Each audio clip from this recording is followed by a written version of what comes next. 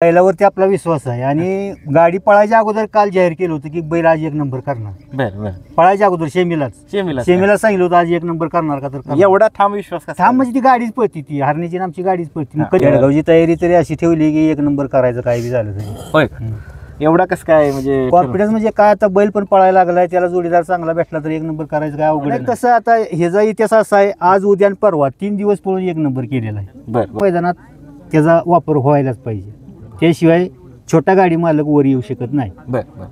कारण काय होतंय, मोठी काय करते ती कोणाची तरी पावते घेणार, मधनं आली ती पळणार, लहान म्हणजे ह्याचं मरण होतंय. बरोबर, गटाला सुद्धा कधी कधी माघारी जावं लागतं, त्यावेळेस कसं काय? नाही, आनंदानं गेलं पाहिजे माघारी. कारण कसं आहे, रोज आपली खीर आहे का, फक्त लखन आणि चिक्या 2 बैल राहिली ती आता सध्या मला पळायची. त्यांच्या बरोबर पळायची इच्छा म्हणजे काय, तर 2 म्हणजे आपली बी इच्छा पूर्ण होणार ना बाबा, त्या 2 बैलावर पळल्या, आपला बी म्हणजे आपला बैल सगळ्या बैलावर पळला. नमस्ते मित्रांनो, मैदान रिपोर्टरमध्ये आपल्या सगळ्यांचं स्वागत आहे. मित्रांनो, तुम्ही आत्ता पाहिलं असेल गोरसाळ्याचं एक आदत एक मैदान संपन्न होते आणि त्या मैदानाचे सीमे आत्ता पार पडत आहेत. आणि तुम्ही पाहिलं असेल की सगळ्या संबंध महाराष्ट्राचं ज्या बैलांना लक्ष वेधून घेतलं तो म्हणजे शिरसवडीकरांचा हिंद केसरी रायफल.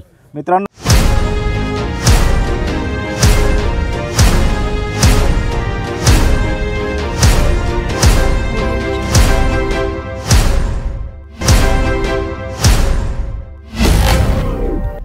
काल आपला मुंबईचा हरण्या आणि शिरसोडीची रायफलनं 1 नंबर केला ओपनच्या मैदानामध्ये, आणि आज पुन्हा एकदा त्याच मैदानावरती आदतच्या मैदानामध्ये शिरसोडीकरांची रायफल ही फायनलच्या गुलालाच पात्र राहिली. दादा, कसं वाटतंय, काय सांगाल?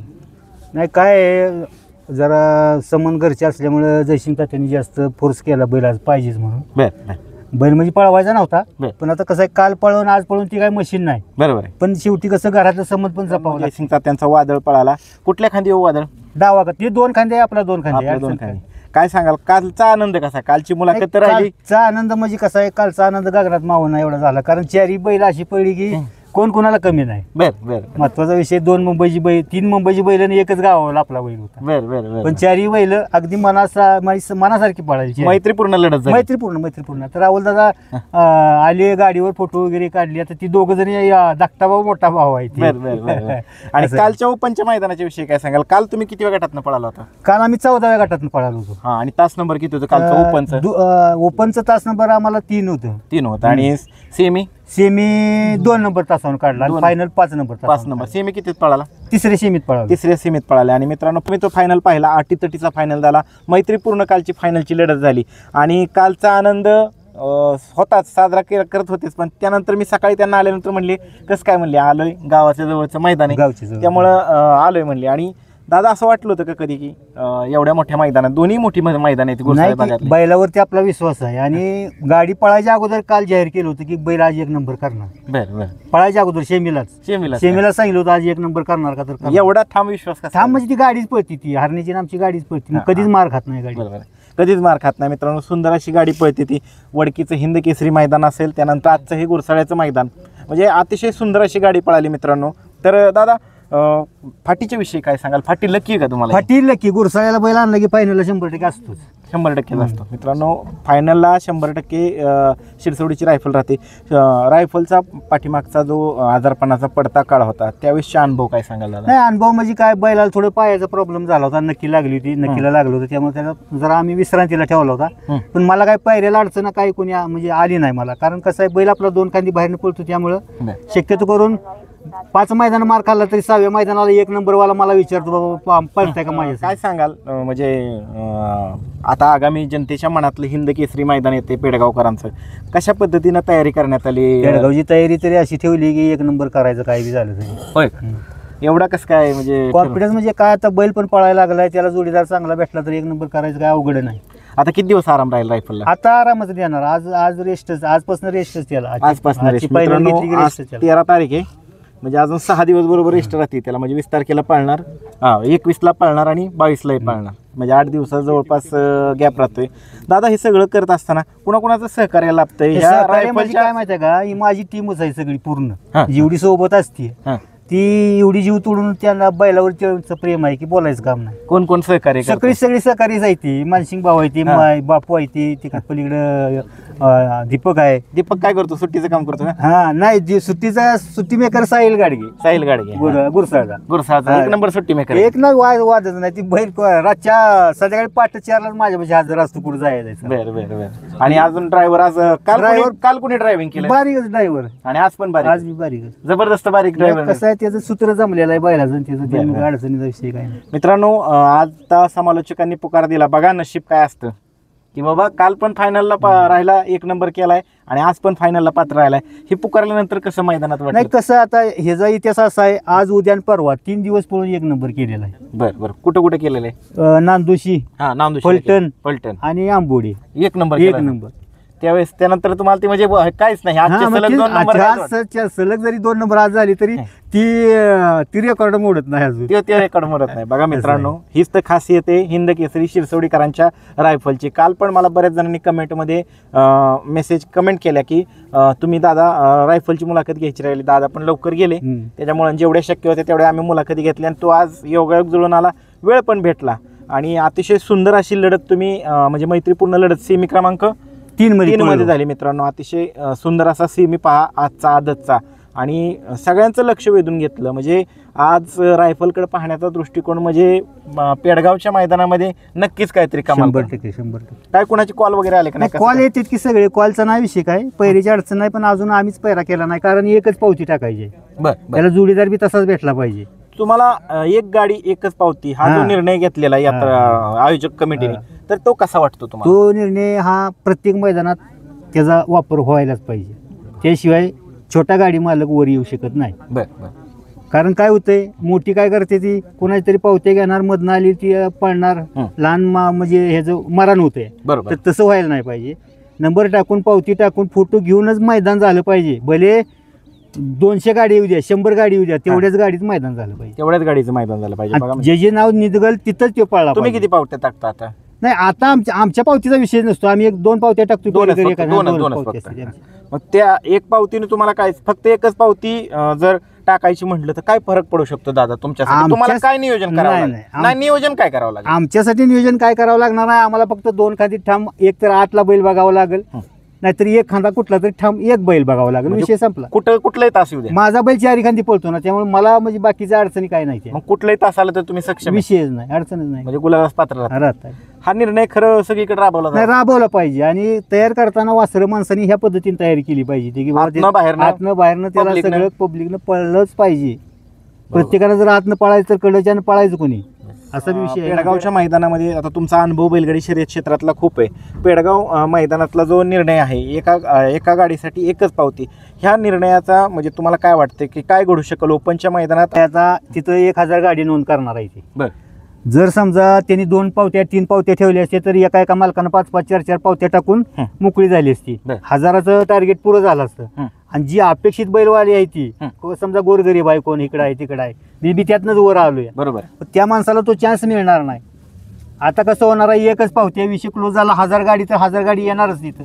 बघा मित्रांनो, 1000 गाडी तर येणार, पण नवीन चेहरे पाहायला मिळतील, नवीन चेहरे 100% पाहायला मिळणार. कारण कसं आहे, पळणारी भरपूर आहे ती, पण कसं आहे, कोणाचा कडनं पळत नाही, कोणाचा ह्या लागलं पडे ती ह्याच्यात, पण एवढं काय सोपं काम नाही. तुम्ही आता नियोजन कसं करणार? नाही, आम्ही नियोजन, मला एखादी बैल असला तरी चालतोय, ठाम कडच असला विषय संपला, नसेल तर 2 खांदी आतला मला असला विषय संपला. बघा, म्हणजे एका निर्णयामुळे बैलगाडी क्षेत्रामध्ये किती बदल घडणार आहेत आणि त्या मैदानाचं म्हणजे नियोजन करत असताना पूर्णपणे विचार करूनच करावं लागणार आहे.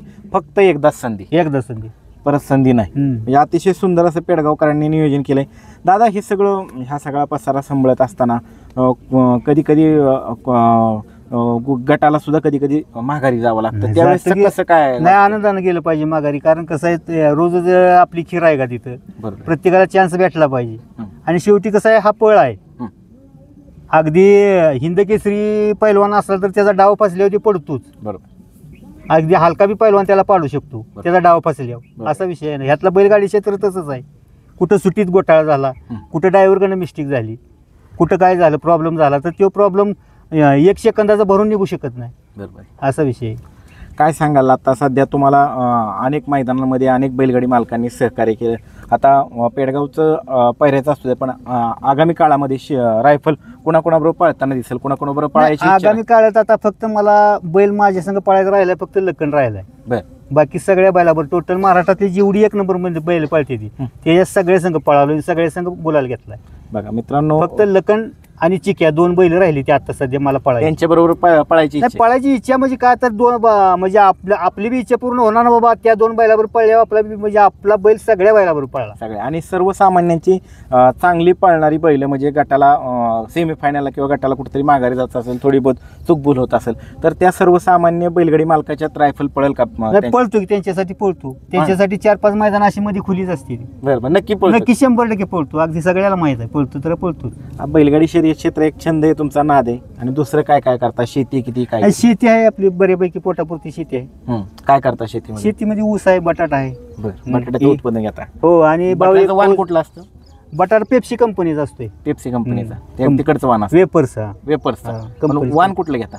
11 FC11. किती महिन्यात पीक येते? 90 दिवस. 90 दिवसात. कसा जातो? टनाला काय भाव देतो? ठीक आता 20 रुपये कंपनीचा दर असतोय बांधून. बरं. मित्रांनो, हा प्रश्न का विचारतोय की एक प्रसिद्ध बैलगाडी मालक जरी असला तरी त्याच्या पाठीमागं त्याचे व्यवसाय काय आहेत, ते कशा पद्धतीनं कुटुंबाचं ते आपलं सर्व चालवत असतात, त्यानंतर शेती कशा पद्धतीची करतात ही माहिती व्हावी म्हणून हे प्रश्न आहेत. जेणेकरून की तुम्हालाही कळावं की नुसतं शर्यत नाही तर शर्यत क्षेत्राशी जोडून कुठेतरी व्यवसाय, त्यानंतर शेती उत्तम पद्धतीने केली गेली पाहिजे. किती क्षेत्र आहे सगळं टोटल? 25 एकर आहे. 25 एकर. जिरायती का बागायती? बागायती सगळं. बागायती सगळं.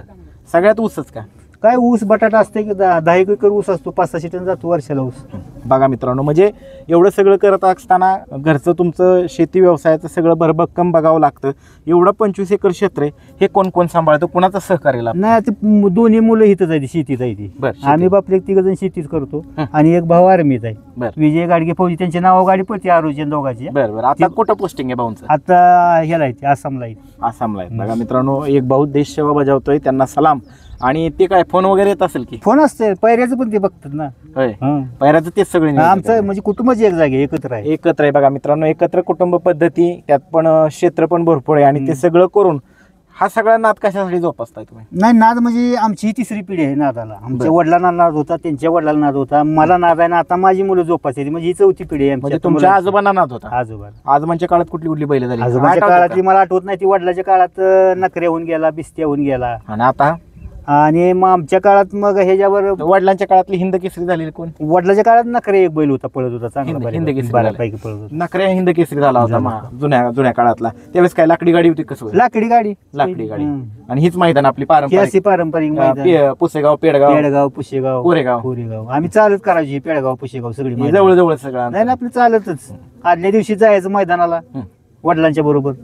आता हा हिंद केसरी झाला वडकीचा. काय अजून अपेक्षा काय बाळगली? नाही, काही सुद्धा त्यानं माझं स्वप्न सगळं पूर्ण केलंय. अजिबात स्वप्न त्यानं माझं काय ठेवलेलं नाही. पूर्ण स्वप्न त्याचं म्हणजे माझं स्वप्न पूर्ण साकार केलंय. म्हणजे कसलीच इच्छा बाळगत मैदानात गेला तरी पळ बाबा गुलालात राहिला तरी समाधान नाही, राहिला तरी समाधान. मोठ्या मनानं, मोकळ्या मनानं मैदानामध्ये गेल्यानंतर तुम्हाला एक चांगला त्याचा फीडबॅक भेटत असतो. आता दादा, आदत वगैरे तयार केलं का नाही?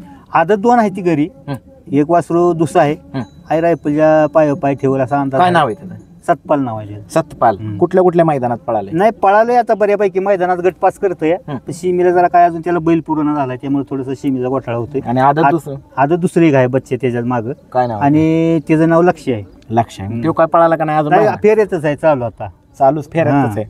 आणि आता कसं आहे, रायफल ती दोन्ही आता पावसाळा आता चालू झाला की रायफल दोन्ही घरची गाडी गटवून पळवणार. घरची गाडी गटवून पळा म्हणजे घरचा साज पळव. म्हणजे पायऱ्याची काय जग नाही, तरी पण आपलं 90% आपल्याला वाटलं बाबा काय आज पायरा नाही, आपली घरची गाडी घेऊन गेलं मैदानाला. बघा मित्रांनो, घरची गाडी घेऊन गेलं की म्हणजे अचानक ऐन वेळी जर नियोजन करायचं म्हटलं तर घरची गाडी पळवायची. मित्रांनो, सुंदर अशी रायफल काल सुद्धा ओपनच्या मैदानामध्ये पळाली आणि आज सुद्धा म्हणजे सगळ्यांचं लक्ष वेधून घेतलं. आणि सलग 2 मैदानांमध्ये फायनलचा मान पटकावणं फार मोठी गोष्ट असते मित्रांनो. त्यामुळे विजयभाऊंची मुलाखत घेतलेली आम्ही.